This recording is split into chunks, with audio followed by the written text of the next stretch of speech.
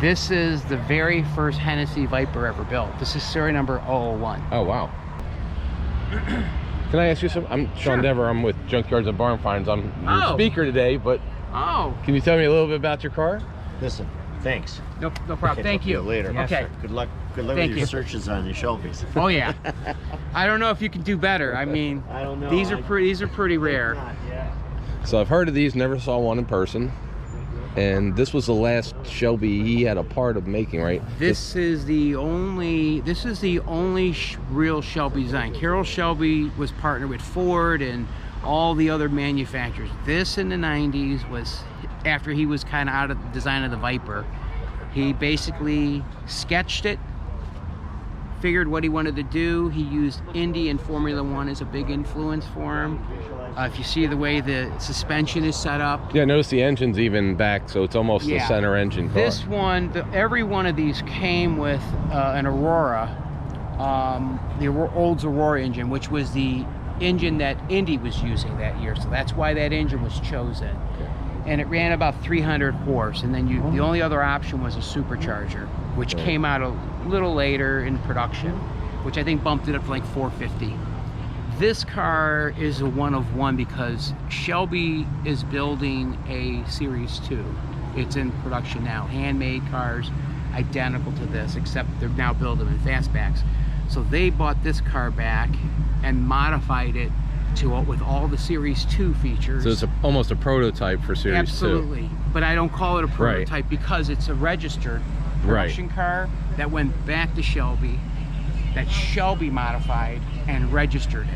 So this is the only registered Series 1 with a 427. So welcome to another episode of Junkyards and Barn Finds with Sean, and I'm Sean.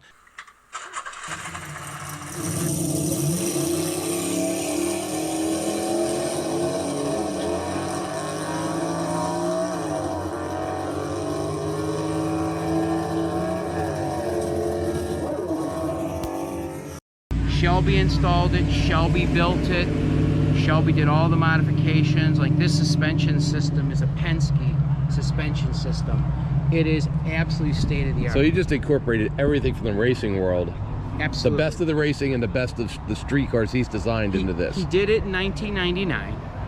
And then later in years when they were doing the Series 2, call it the things they wish they would have done in 99, they did on this car. And then now it's the Series 2 production. So this is a 99, like registration wise, or original build wise. What year did they do the bring it back and do the modifications? Do you know when that occurred? I believe they bought it back in 2012. Okay. 2011, 12 in that timeline. So this motor was thrown in around that time. This engine only has 150 miles on it. So it's not your daily driver. I drive it. I drive it. I do drive it pretty regularly. They didn't drive it. Okay. They just ran the tests on it. They tracked it.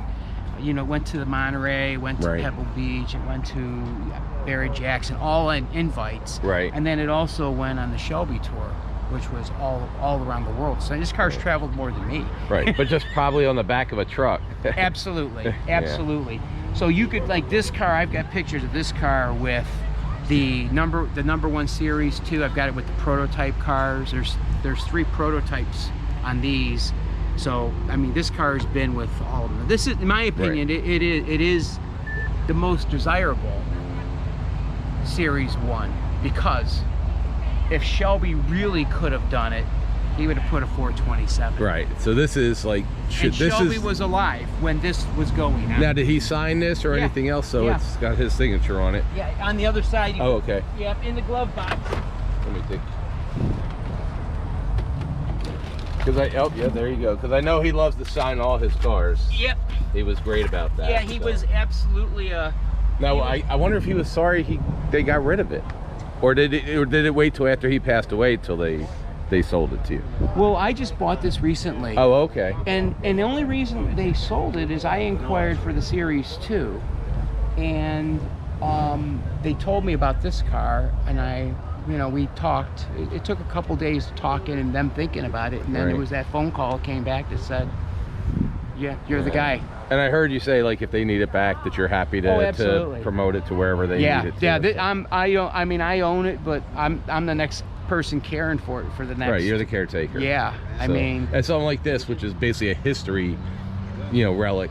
You're a caretaker. The next person's a caretaker. Absolutely. It's everybody thinks they own them, but you don't really own it. Most people have never seen one of these. No, I've never seen one, and I go around the country looking at every car in the world. I only saw one before this, and that was in 1998 at the SEMA show when they had the first one built. The prototype was there. Right. And I remember in 98 thinking, like, what the heck?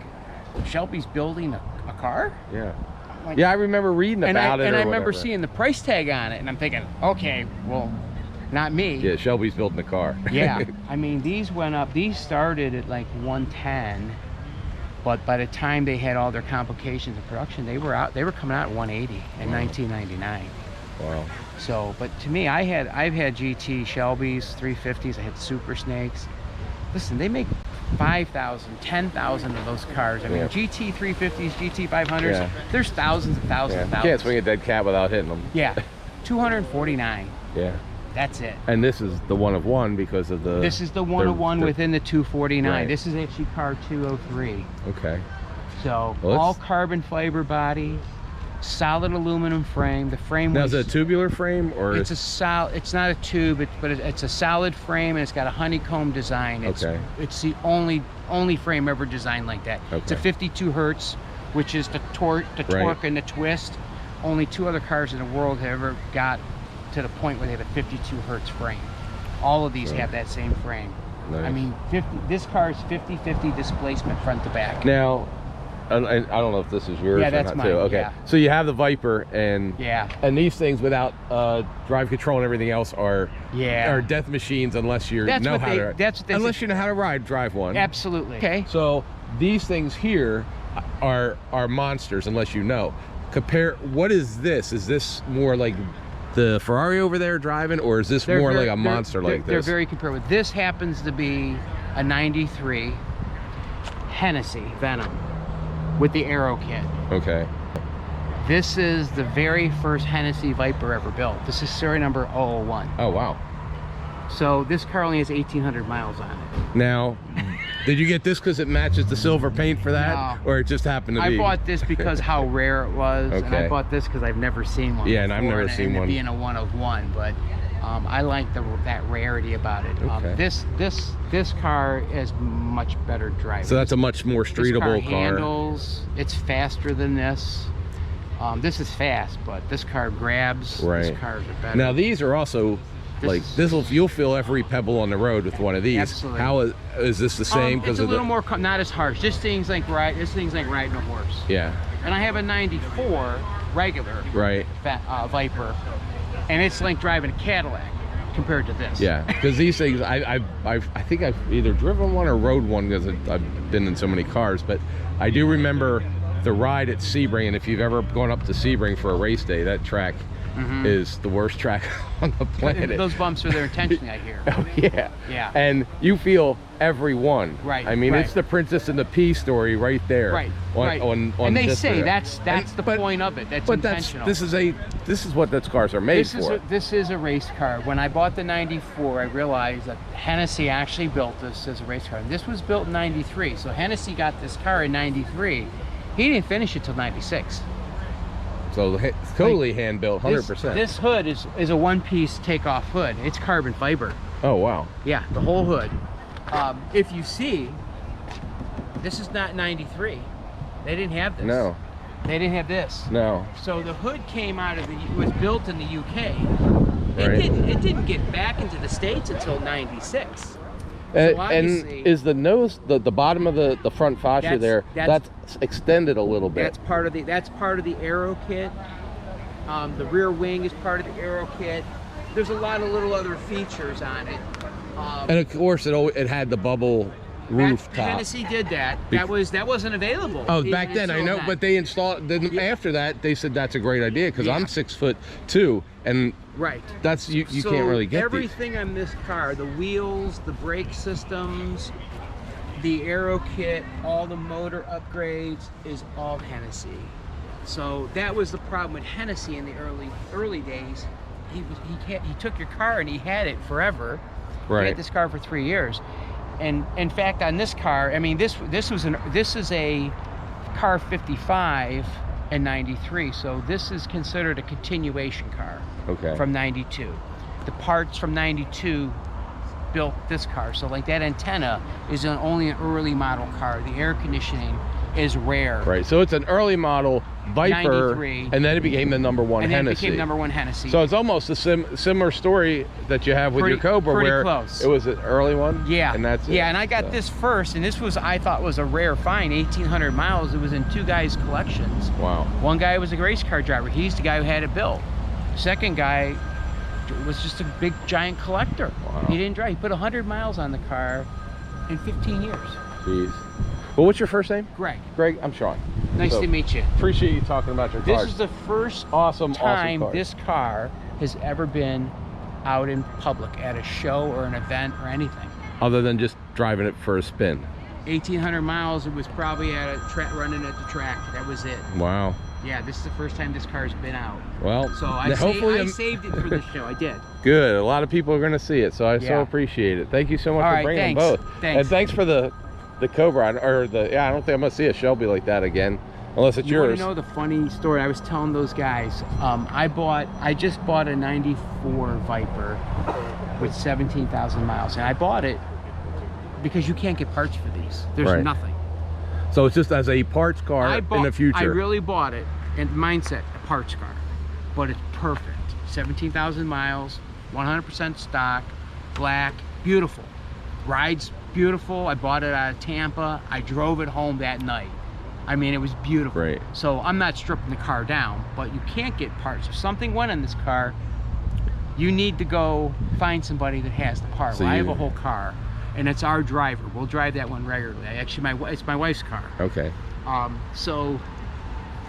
Where I was going on that. Oh, so I'm up there looking at that Viper, and the guy tells me a story about the building he's in, and the guy used to have it, and he's got, you know, he had a bunch of cars, he had like 150 cars. Right.